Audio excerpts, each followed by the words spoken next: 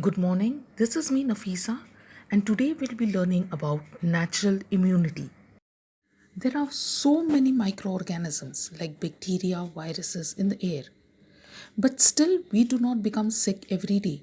Why? Because we have immunity. In Hindi, immunity is called as Rog Pratirodhak Kshamta. Immunity functions every day, every minute to protect us from diseases causing microorganisms like bacteria and viruses. These diseases causing microorganisms like bad bacteria and viruses are called as pathogens. So immunity is body's defense against infection. There are so many microorganisms in the air, but these microorganisms are not able to enter my body. So what is not allowing these organisms to enter my body? Or in other words, how is my body protected from microorganisms? It is because of skin. Every day, our skin protects us from bad bacteria. Because of the intact skin, bacteria can never get through our skin. Just now, also, there are hundreds of bacteria on the skin, but they cannot enter the skin and cause infection as my skin is intact. But if the skin is cracked or there is a cut or wound, then bacteria can get into the body. Therefore, whenever we get a cut or after we have fallen down and got a bruise, we clean it with Dettol and put band-aid so that no bad bacteria or pathogens can enter into the body. A wound can serve as a point of entry for opportunistic pathogen. As I said earlier, they are the bad bacteria as they cause infections. Bad bacteria can enter the body through the cut on the skin and cause infections. Infections can occur when the skin barrier is compromised or broken. A very tiny cut, example a paper cut also on the skin, can serve as an entry point for pathogens. So, can I say skin is a physical barrier or skin is the first line of defense? Just as the skin lines and protects the outside of the body, mucous membranes line and protect the inside of our body. Mucous membrane covers all the body surfaces exposed to the outside world. When we have food, through food, bacteria will enter our body through the mouth and will pass through all organs of the digestive tract. Example, stomach, intestine. Therefore, the entire digestive tract from the mouth to the anus is lined with mucous membrane. When we are breathing in air, organisms which are present in the air enters our body through nose. The nose is the dirtiest organ in the body. This nose has to act like a filter to remove the bacteria or pathogens, and because it acts as a filter, cleaning the air that we breathe, removing harmful dirt and harmful organisms from the air that goes to our lungs. So the respiratory tract is also covered by mucous membrane. Mucous membrane also covers the urinary system and the reproductive system, as bacteria can enter through the opening from where the urine is passed out. Mucous membranes make moist, sticky mucus. Now, why is the mucus sticky? Because the sticky mucus will trap the pathogens. Plus, this mucus also has antibodies and lysozyme to kill the pathogens. Mucous membrane is also a physical barrier, and mucous membrane is also a first line of defense. Examples of physical barriers to pathogens are skin and mucous membrane. Skin and mucous membrane will serve as a first line of defense. Role of the first line of defense is it will not allow pathogens to enter the body. Example, the skin and the mucous membrane will not allow pathogens or bad bacteria to enter the body. How will skin and mucous membrane not allow pathogens to enter the body? Because the skin and the mucous membrane consist of a layer of cells called as the epithelial cells. One epithelial cell is closely attached to another epithelial cell. Second epithelial cell is closely attached to the third epithelial cell, and so on. So we say the epithelial cells are closely bound to one another through specialized structures called as the tight junctions. These tight junctions will prevent microbes from passing through. Epithelial cells create what is known as epithelial barriers. Epithelial barrier is one of the body's most important physical barrier. This epithelial barrier is present in both skin and mucous membrane. Epithelial barrier present in both skin and mucous membrane is a first line of defense. Epithelial barrier, examples skin and mucous membrane, they are the examples of physical barrier. Physical barrier is like a door. It will not allow pathogens or bad bacteria to get into the body. Physical barrier will not kill bacteria. Physical barrier is a type of natural immunity or innate immunity or genetic immunity. Epithelial barrier is a natural defense, or in other words, epithelial barrier protects my body naturally. So this immunity is called as natural immunity. Natural immunity is also called as innate immunity. Word innate is made up of two words, in plus nate. In means inside, nate means born. Innate means something that we are born with. Why is this immunity called as innate immunity? Because innate immunity is present in our body from the time we were born, meaning it is already present when we take birth. Therefore, this immunity is also called as genetic immunity. Epithelial barrier present in both skin and the mucous membrane is a first line of defense. If pathogen succeeds in penetrating the physical barrier, in that case pathogen will have to pass through the chemical barriers.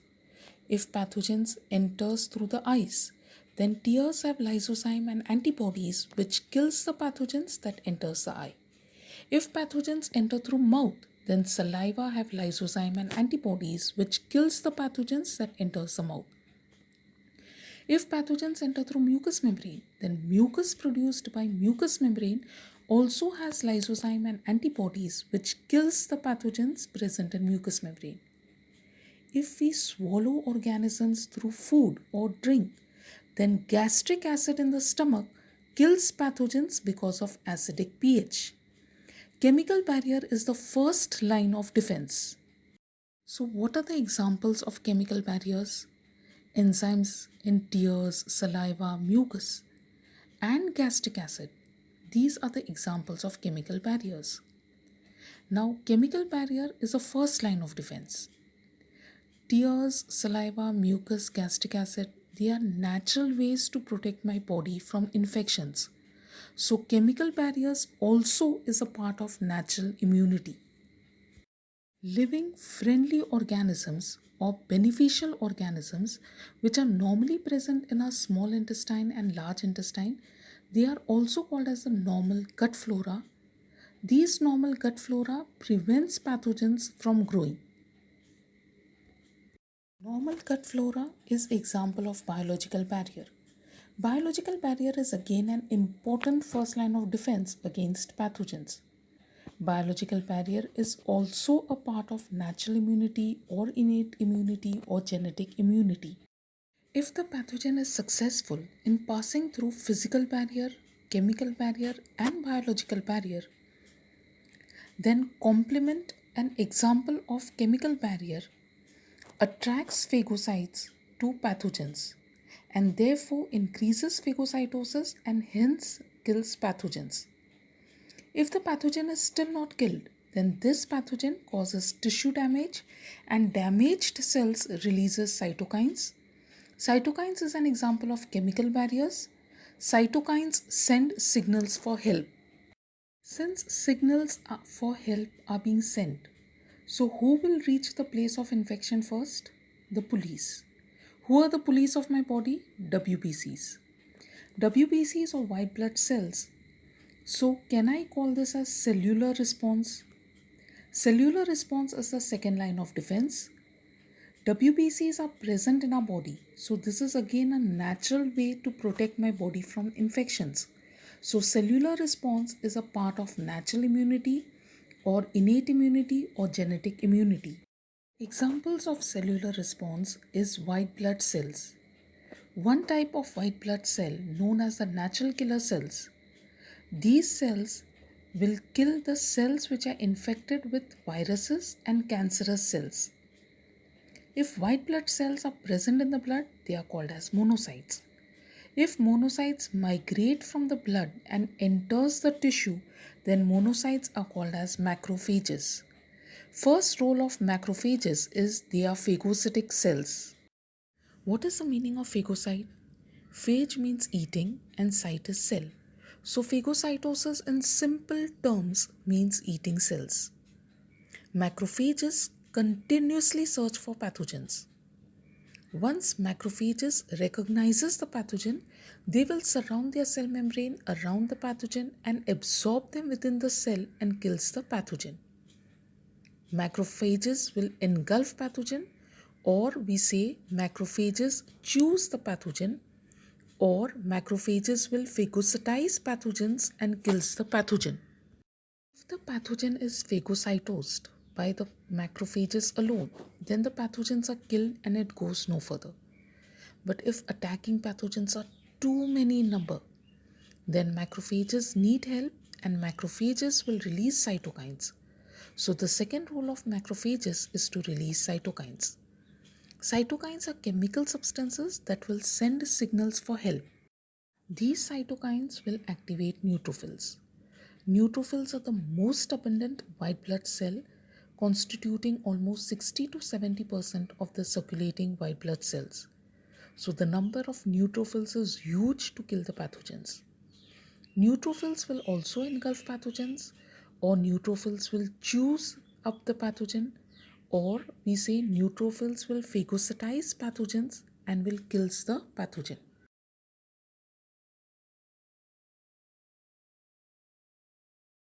If the pathogen is still not killed, then the next immune responses have to be activated, which are very specific to that pathogen. Or can I say, specific immunity has to be activated, or cells of the specific immunity have to be activated. These cells of specific immunity are present in lymph nodes and in MALT. An infection is taking place at some other place. So we will need a messenger who will go to these lymph nodes and MALT and activate the specific immunity. Who are these messenger cells? Dendritic cells are the messenger cells. Dendrites present antigen on the surface. Also macrophages present antigen on the surface.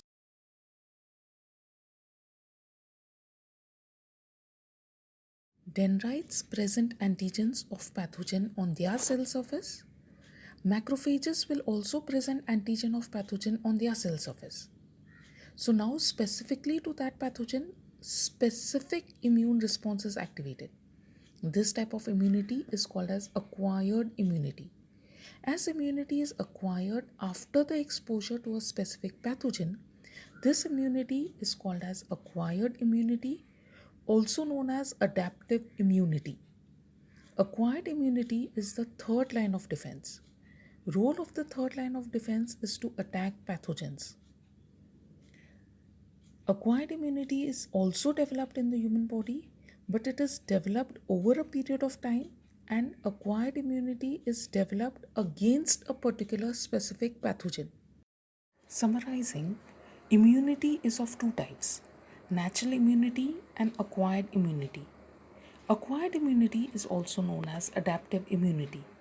We will learn about acquired immunity in the next video. In this video, we have learned in detail about natural immunity. Natural immunity is also called as innate immunity or genetic immunity. Natural immunity consists of first and the second line of defense. Role of the first line of defense is to prevent pathogens from entering the body, and role of the second line of defense is to prevent spread of infection.